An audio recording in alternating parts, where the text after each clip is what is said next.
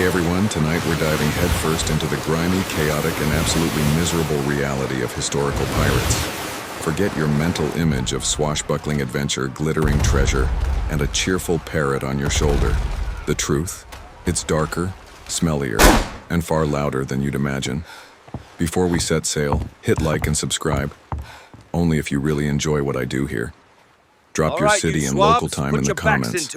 I love seeing who's burning the midnight oil with me. Dim the lights, maybe turn on a fan for a soft background hum, and let's begin. No, please. It starts with a mistake, bad luck, or just being in the wrong place when the wrong ship shows up. You're a sailor hauling cargo through the Caribbean, life rough but predictable.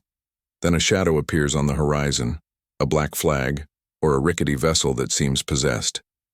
Cannon fire crashes into your hull before you even have a chance to panic. Splinters fly, your captain screams, and the pirates board.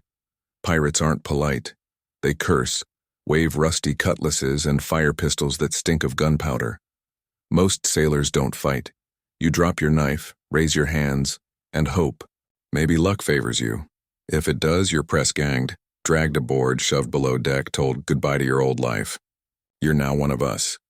Clothes are taken, replaced with a crusty shirt, ill-fitting pants, and boots that squish. You scrub decks, follow orders, and never question the man with the biggest hat. Some men beg to join, chasing gold and freedom. You didn't get a choice, your green meat shaken and humiliated. Your first night aboard is torture. The ship rocks like it wants to toss you overboard. You sleep on a damp plank surrounded by sweat and mold. Hunger gnaws, and the closest thing to food is cookie, a cook who boils random scraps into something smelling of defeat. Refusal isn't an option. Historically, many sailors were forced into piracy like Captain Kidd's crew. Say no and you risk a sharp end. Life aboard a pirate ship is brutal, but it has its rules. Pull your weight or face consequences. Slackers get tied to the mast and whipped. Keep your head down, learn fast or suffer. Yet amid chaos, pirate crews had strange fairness. The Articles of Agreement, like a pirate constitution, guaranteed shares of plunder and allowed captains to be voted out.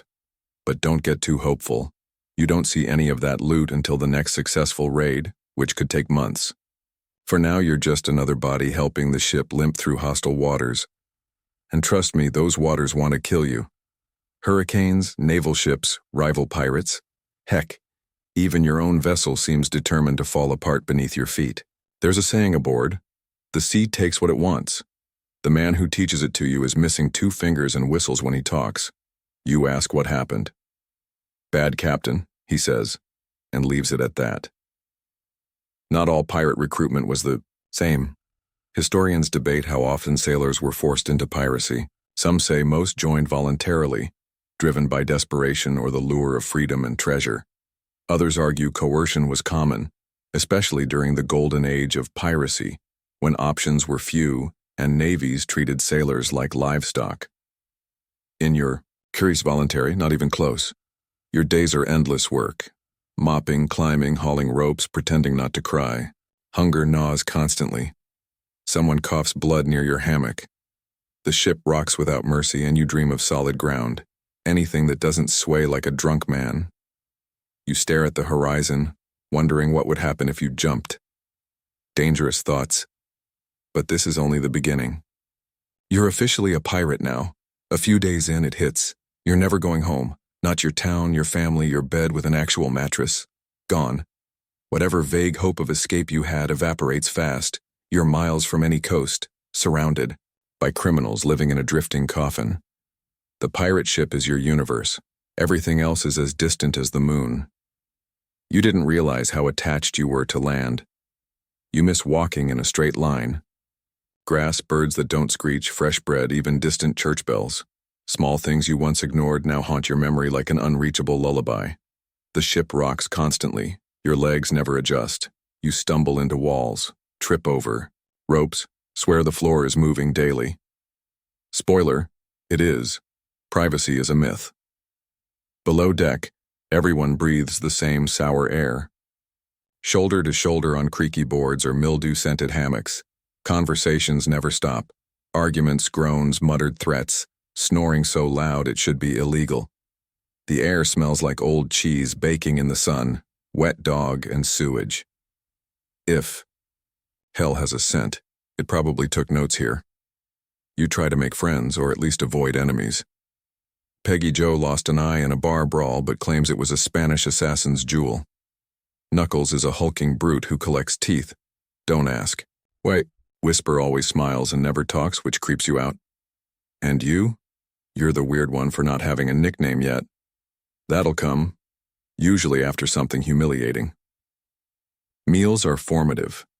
Salted meat, more bone than flesh.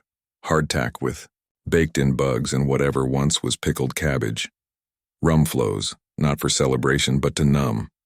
Everyone drinks to cope. The rations are so foul you envy the rats who look healthier than the crew. Fresh water tastes like rust and regret. Washing? Forget it. No one bathes unless it rains, and then you fight 10 men for a decent soak. Clothes haven't been dry since you arrived. Your socks are a biological hazard. You start itching in places you didn't know could itch.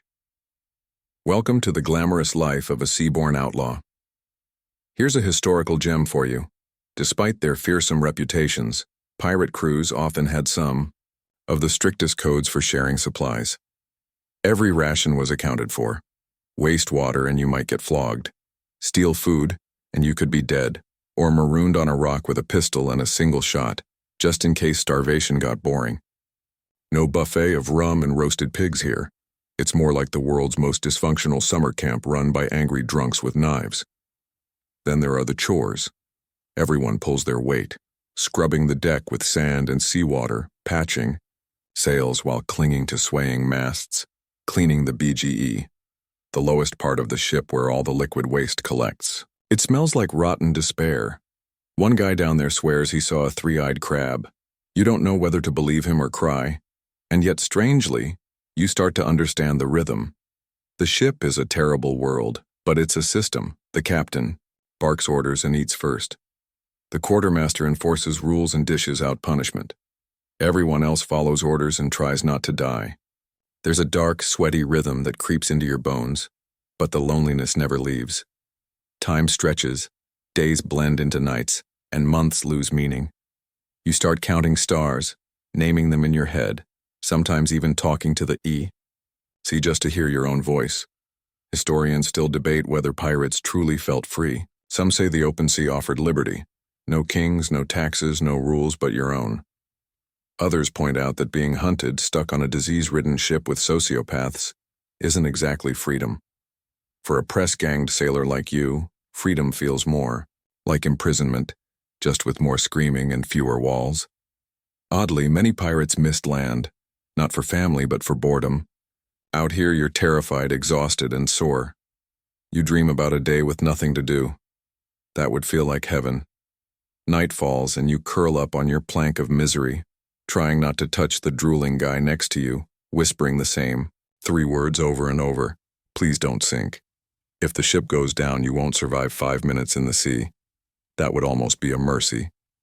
By your 3rd week aboard, assuming you haven't been stabbed, thrown overboard, or crushed under a collapsing mast, you realize the worst part of pirate life isn't fear or violence, it's the food.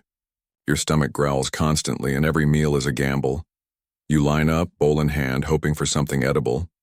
Instead, you get a ladle of brown-gray mush with the consistency of wet ash and a smell that could knock out a goat. You don't ask what's in it. Asking questions earns you a trip to lick barnacles. You spoon it in, trying not to gag.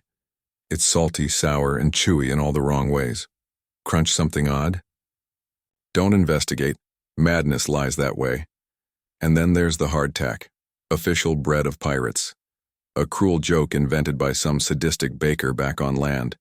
These flour and water bricks have been in the barrel so long they're practically fossils. You try to bite into one and nearly chip a tooth. Eventually you learn the trick. Soak it in water or rum, then suck on it until it gives up. But even then there's a special surprise. Maggots. Tiny white ones, squirming inside the biscuit like it's some kind of spa. Some sailors pick them out, most don't. Protein's protein, right? Fresh food is a fantasy. Fruits and vegetables disappeared weeks ago. Meat is salted into near jerky and stored in barrels that smell worse than the hold itself. Water is rationed so carefully that bathing with it would get you stabbed. Instead, you drink beer or watered-down rum, leaving you perpetually buzzed, mildly dehydrated, and slowly becoming something scarier, though you don't notice the first signs, just bleeding gums and strange bruises. The fun part comes later. Then there's the cook, Blacktooth. He seems to take personal pride in making everything taste like regret. Missing most of his teeth, including the ones that make chewing possible, he wields a knife that looks like it was fished from a volcano and seasons everything with something called ship spice, probably just ground rope and sea salt. Ask for seconds and he grunts. Criticize his stew and he'll throw a ladle at your head.